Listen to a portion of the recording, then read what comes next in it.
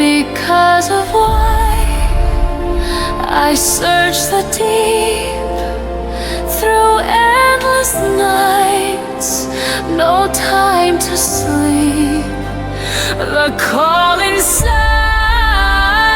I can't deny. I'll find the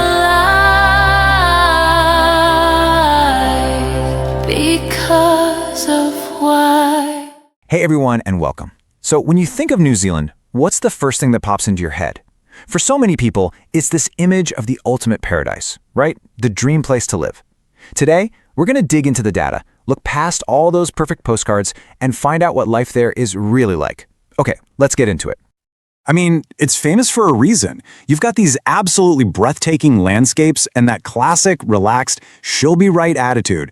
It's that combo of stunning nature and a super chill culture that's just a huge magnet, pulling in people from all over the world. But here's the million-dollar question. Does the dream actually match up with the reality? In this explainer, we're going to peel back the layers and put that celebrated Kiwi lifestyle right up against the cold, hard facts of day-to-day living. To figure that out, let's start with the good stuff, the Kiwi dream. And we've got to begin with one of its most famous pillars, that incredible work-life balance. This quote from travel writer Patrina Dara just nails it. The whole idea she's describing isn't just about what you do for work, it's about making sure you have a full, rich life outside of it. And you know what? The numbers totally back this up. According to a 2024 survey, a solid 59% of working Kiwis say they're satisfied with their work-life balance. That's a pretty clear majority. So why are people so happy with it?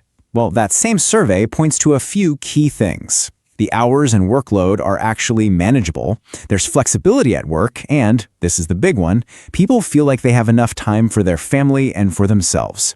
It really paints a picture of a culture that gets it. And this quote right here gets to the heart of the lifestyle that balance gives you. Because the country's pretty compact and just packed with amazing nature, you're never far from the outdoors. This really encourages a life that's centered around community, family, and just getting outside. And get this, that community vibe, it's not just a feeling, it's a statistical reality. The Quality of Life survey found that a whopping 86% of New Zealanders feel like they have people to lean on for both practical and emotional support when things get tough. That's huge. Okay, so far it sounds pretty perfect, right? A dream come true. But this is where our story takes a bit of a turn. Because behind the beautiful scenery and the great work-life balance, the data reveals some pretty serious challenges. So let's dive into that reality check, starting with a massive hurdle, affordability. Turns out the price of paradise is, well, it's steep. Just take a look at this graph from the OECD.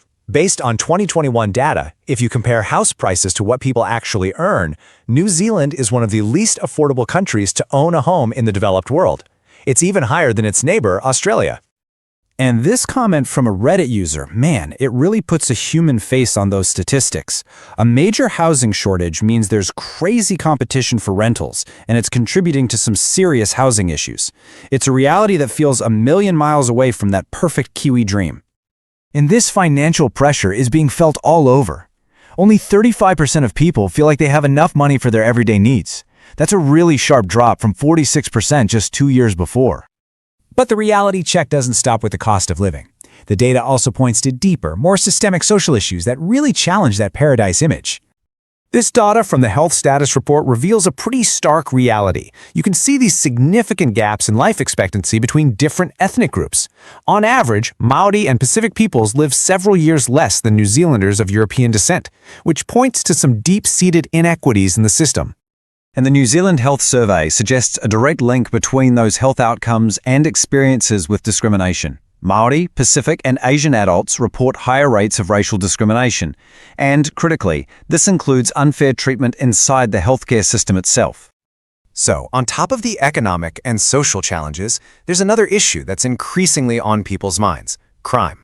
In fact, when a 2024 survey asked residents what the biggest negative changes in their area were, the number one answer, cited by 42% of people, was an increase in crime. That kind of perception has a huge impact on how safe people feel day to day. So, where does that leave us? We've got these two totally different stories: the dream of a perfect lifestyle and the tough reality of some very real challenges. How do we make sense of it all? At the end of the day, it really boils down to this, the New Zealand trade-off. On one side of the scale, you have that world-class work-life balance, a strong sense of community, and this incredible natural playground. But on the other side, you're dealing with a really high cost of living, systemic inequities, and growing concerns about crime. So, the verdict? I think it's that New Zealand offers an amazing, truly world-class lifestyle, but it's not a utopia. What makes a place the best is totally subjective. It really depends on your personal priorities and what you're willing to trade off. And that leaves us with the final question, which is really one for you. Is that incredible lifestyle worth the high cost and the complex social issues that we've seen in the data? So what do you think? We'd genuinely love to know your take on this.